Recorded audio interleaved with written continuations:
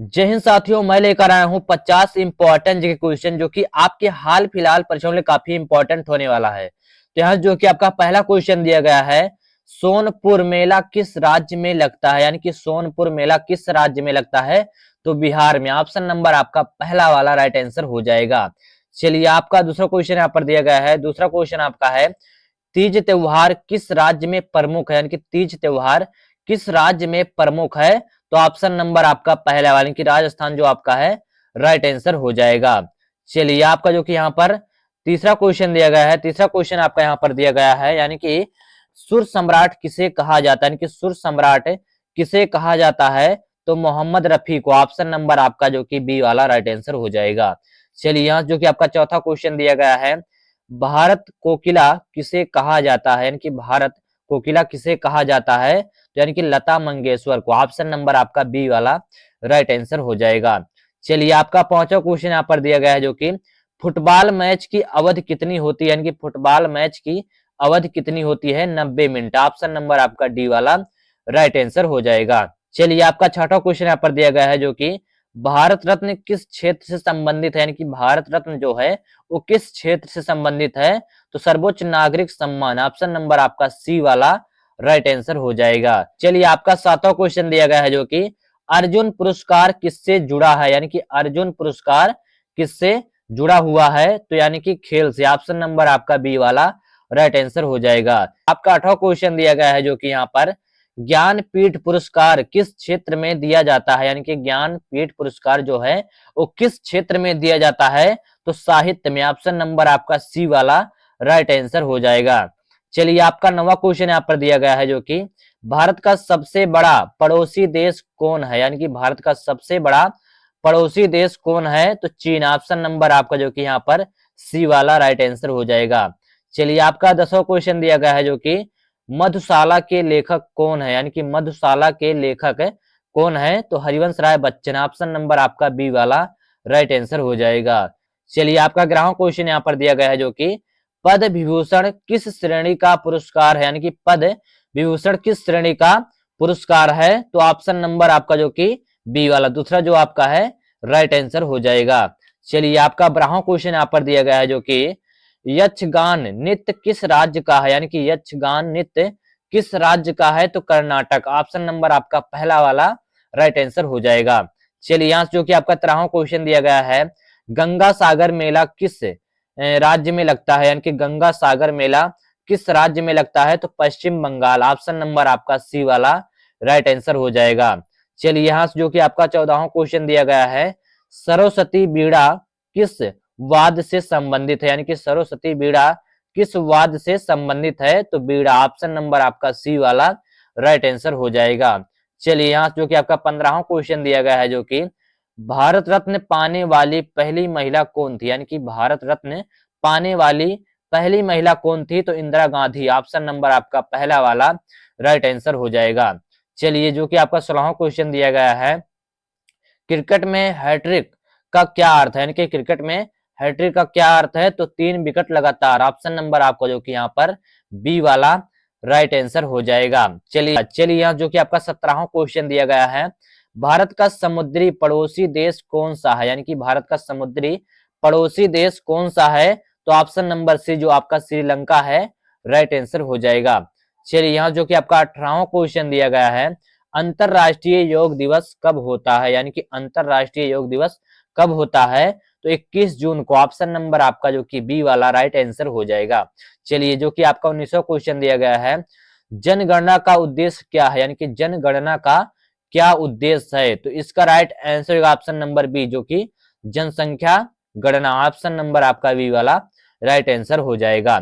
चलिए, आपका 20वां क्वेश्चन यहाँ पर दिया गया है। 20वां क्वेश्चन आपका दिया गया है, भारत रत्न की शुरुआत कब हुई, यानी कि भारत रत्न की शुरुआत कब हुई थी? तो 1954 में। ऑप्शन नंबर आपका सी वाला राइट आंसर हो जाएगा। चलिए, आपका जो कि यहाँ पर 21वां क्वेश्चन दिया गया है, पहला अर्जुन पुरस्कार किस वर्ष दिया गया, यानी कि पहला अर्जुन पुरस्कार किस वर्ष दिया गया? तो 1961। ऑप्शन नंबर आपका बी वाला राइट आंसर हो जाएगा। चलिए, आपका 22वां क्वेश्चन यहाँ पर दिया गया है, जो कि खेल रत्न पुरस्कार का नया नाम क्या है, यानी कि खेल रत्न पुरस्कार का नया नाम क्या है? तो ऑप्शन नंबर आपका बी वाला जो कि मेजर ध्यानचंद खेल रत्न, ऑप्शन नंबर आपका बी वाला राइट आंसर हो जाएगा। चलिए यहाँ जो कि आपका 23वां क्वेश्चन दिया गया है, मकर संक्रांति किस महीने में मनाई जाती है? इनकी मकर संक्रांति किस महीने में मनाई जाती है? तो जनवरी में, ऑप्शन नंबर आपका जो कि यहाँ पर बी वाला राइट आंसर हो जाएगा। चलिए यहाँ जो कि आपका 24वां क्वेश्चन दिया गया है, बैसाखी पर्व किस राज्य का प्रमुख त्योहार है? यानी कि बैसाखी पर्व किस राज्य का प्रमुख त्योहार है? तो ऑप्शन नंबर बी पंजाब जो आपका है राइट आंसर हो जाएगा। चलिए आपका जो कि 25वां क्वेश्चन दिया गया है, तबला सम्राट की उपाधि किसे मिली? यानी कि तबला सम्राट की उपाधि किसे मिली? तो किशन महाराज, ऑप्शन नंबर आपका जो कि यहाँ पर बी वाला राइट आंसर हो जाएगा। चलिए आपका 26वां क्वेश्चन यहाँ पर दिया गया है, जो कि रामायण के रचयिता कौन है? यानी कि रामायण के रचयिता कौन है? तो यानी कि ऑप्शन नंबर बी वाल्मीकि जो आपका है राइट आंसर हो जाएगा। चलिए यहाँ जो कि आपका 27वां क्वेश्चन दिया गया है, महाभारत की रचना किसने की? यानी कि महाभारत की रचना किसने की? तो वेद व्यास, ऑप्शन नंबर आपका सी वाला राइट आंसर हो जाएगा। चलिए आपका 28वां क्वेश्चन यहाँ पर दिया गया है, भारत का दक्षिण पड़ोसी देश कौन सा है? यानी कि भारत का दक्षिण पड़ोसी देश कौन सा है? तो श्रीलंका, ऑप्शन नंबर आपका पहला वाला राइट आंसर हो जाएगा। चलिए आपका 29वां क्वेश्चन यहाँ पर दिया गया है, भारत का पश्चिमी पड़ोसी देश कौन सा है? यानी कि भारत का पश्चिमी पड़ोसी देश कौन सा है? तो यानी कि पाकिस्तान, ऑप्शन नंबर आपका जो कि यहाँ पर सी वाला राइट आंसर हो जाएगा। चलिए आपका 30वां क्वेश्चन दिया गया है, भारत और अफगानिस्तान की सीमा किस देश से होकर जाती है? यानी कि भारत और अफगानिस्तान की सीमा किस देश से होकर जाती है? तो यानी कि पाकिस्तान से, ऑप्शन नंबर आपका बी वाला राइट आंसर हो जाएगा।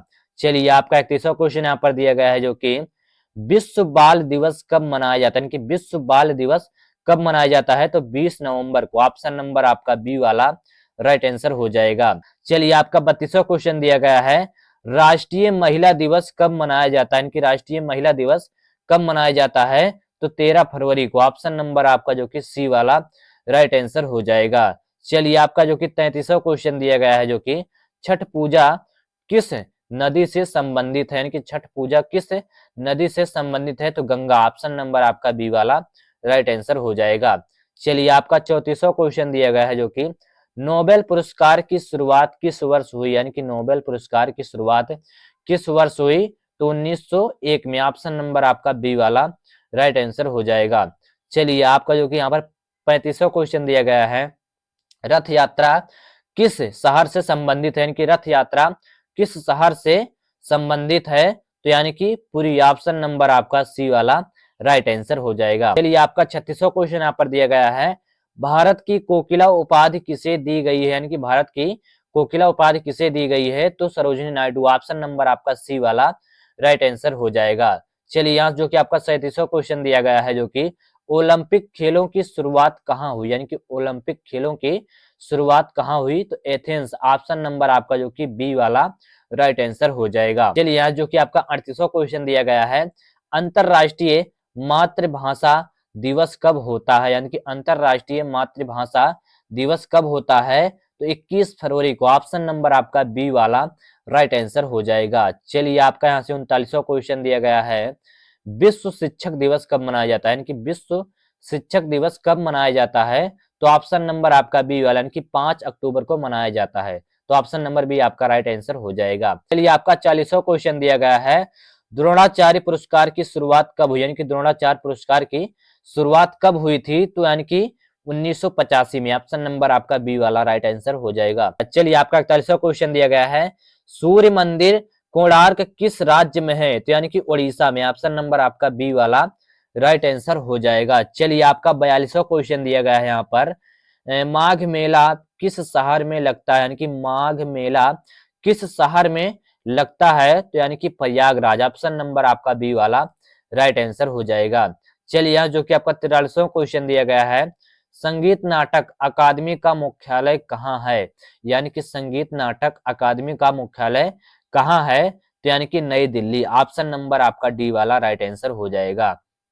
चलिए आपका 44वां क्वेश्चन यहाँ पर दिया गया है, फुटबॉल में हैट्रिक का अर्थ क्या है? यानी कि फुटबॉल में हैट्रिक का अर्थ क्या है? तो 3 गोल, ऑप्शन नंबर 3 गोल, ऑप्शन नंबर आपका जो कि यहाँ पर बी वाला राइट आंसर हो जाएगा। चलिए आपका 45वां क्वेश्चन यहाँ पर दिया गया है, भारत का समुद्री पड़ोसी देश कौन सा है, यानी कि भारत का समुद्री पड़ोसी देश कौन सा है, तो भूटान, ऑप्शन नंबर आपका डी वाला राइट आंसर हो जाएगा।